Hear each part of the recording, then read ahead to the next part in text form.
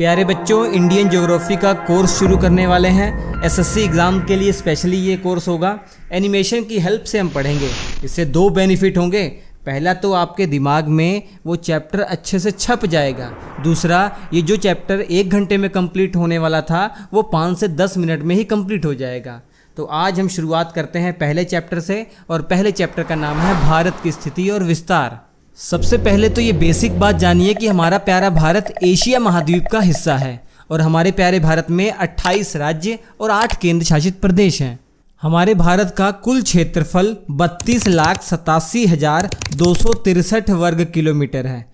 पूरे विश्व में तुलना की जाए तो ये मात्र 2.4% है। मतलब पूरे विश्व में जितनी भी धरती है उसका 2.4% ही हमारे पास है। और क्षेत्रफल के हिसाब से 7वें नंबर पर है हमारा प्यारा भारत। पहले नंबर पर रशिया है, दूसरे पे कनाडा है, तीसरे पे चाइना है, चौथे पे यूएसए है और 5वें पे ब्राज़ील है, 6वें पे ऑस्ट्रेलिया है और 7वें पे इंडिया है। आप जानते हैं, तो ये 7 कंट्री टॉप 7 क्षेत्रफल के हिसाब से आपको याद भी होना चाहिए। ऐसे ही जनसंख्या के मामले में हमारा प्यारा भारत दूसरे स्थान पर है पूरे विश्व में। हमारे भारत की जनसंख्या की बात करें तो 121 करोड़ जनसंख्या है 2011 की जनगणना के हिसाब से। पूरे विश्व का 17.5% हमारे पास ही है। और पहले नंबर पर चाइना, दूसरे पे इंडिया हमने बता दिया, यूएसए तीसरे पे है। भारत की अगर लोकेशन की बात करें तो अगर हम 0 डिग्री अक्षांश या जो भूमध्य रेखा को अगर आधार मानेंगे तो हमारा भारत नॉर्दर्न हेमिस्फीयर में है, उत्तरी गोलार्ध में है। लेकिन हम 0 डिग्री लॉन्गिट्यूड या 0 डिग्री देशांतर को अगर आधार मानेंगे तो हमारा प्यारा भारत पूर्वी गोलार्ध में स्थित है। तो इस प्रकार हम कह सकते हैं हमारा भारत पूर्वी गोलार्ध में और उत्तरी गोलार्ध में है। हमारे भारत का जो उत्तरी बिंदु है वो लद्दाख में पड़ता है। इंदिरा कॉल इसका नाम है। 37 डिग्री 6 मिनट उत्तरी अक्षांश है। ऐसे ही मुख्य भूमि का जो दक्षिणी हिस्सा है इसके latitude 8 degree 4 minute north latitude है और ये जगह तमिलनाडु के कन्याकुमारी में पड़ती है। इसका नाम कन्याकुमारी भी है और इसे केप कोमोरिन भी कहा जाता है। और उत्तर से दक्षिण की जो दूरी है वो 3214 किलोमीटर है।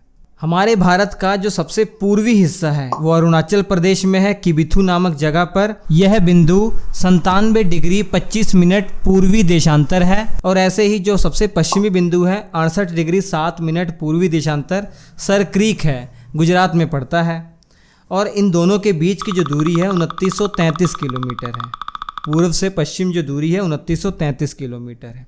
लेकिन एक और इम्पोर्टेंट बात, हमारे भारत का जो सबसे दक्षिणी हिस्सा है वो अंडमान निकोबार द्वीप समूह में पड़ता है। इसका नाम इंदिरा पॉइंट है। पिग्मेलियन पॉइंट भी इसे पहले कहा जाता था। इसके latitude 6 degree 45 minute north latitude है, मतलब उत्तरी अक्षांश है। ऐसे ही परीक्षा में पूछा जाता है कि सबसे पूर्वी राज्य कौन सा है, सबसे पश्चिमी राज्य कौन सा है, सबसे उत्तरी दक्षिणी राज्य कौन सा है। तो याद रखिए सबसे उत्तर में जो राज्य है वो हिमाचल प्रदेश है। अब जम्मू कश्मीर नहीं है, वो केंद्र शासित प्रदेश हो चुका है। सबसे दक्षिण में तमिलनाडु है, सबसे पूर्व में अरुणाचल प्रदेश है और सबसे पश्चिम में आप जानते हैं गुजरात है।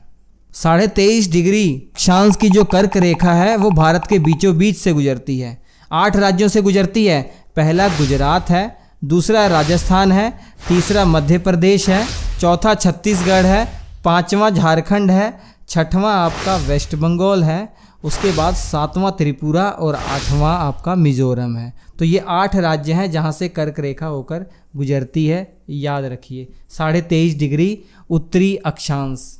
भारतीय मानक समय रेखा जिससे हमारे भारत का समय निर्धारित होता है ये 5 राज्यों से होकर गुजरती है। 82.5 डिग्री ये पूर्वी देशांतर है। 5 राज्य, पहला उत्तर प्रदेश है, दूसरा आपका मध्य प्रदेश है, तीसरा छत्तीसगढ़ है, चौथा उड़ीसा है और 5वां आंध्र प्रदेश है। और ये भी परीक्षा में पूछा जाता है कि जो ये रेखा है 82.5 डिग्री ये नैनी से होकर गुजरती है। उत्तर प्रदेश के प्रयागराज के पास नैनी जगह है, वहाँ से गुजरती है। मिर्ज़ापुर भी इससे नज़दीक है। हमारे भारत की जो ये अंतर्राष्ट्रीय मानक समय रेखा है इसका और जीएमटी का अंतर 5.5 घंटे का है। हमारी जो आईएसटी है जो मानक समय रेखा है वो जीएमटी से 5.5 घंटे आगे है। एक और बहुत इंटरेस्टिंग बात आपको मालूम होना चाहिए, भारत का जो सबसे पूर्वी हिस्सा है अरुणाचल प्रदेश, सबसे पश्चिमी हिस्सा गुजरात, इन दोनों के बीच में सूर्योदय का जो अंतर है ना वो 2 घंटे का है। मतलब अगर मान लीजिए अरुणाचल प्रदेश में 5 बजे सूर्योदय होता है तो फिर गुजरात में 7 बजे सूर्योदय होगा। 2 घंटे का अंतर है, ये भी आपको मालूम होना चाहिए। क्यों अंतर है ये आपको पता ही है कि हमारा जो अर्थ है वो अपने अक्ष पर एंटी क्लॉकवाइज रोटेट कर रहा है। मतलब अगर दिशा की बात करें तो वो पश्चिम से पूर्व की दिशा में जा रहा है, तो इसलिए सूर्योदय सबसे पहले अरुणाचल प्रदेश में होगा, उसके बाद गुजरात में होगा।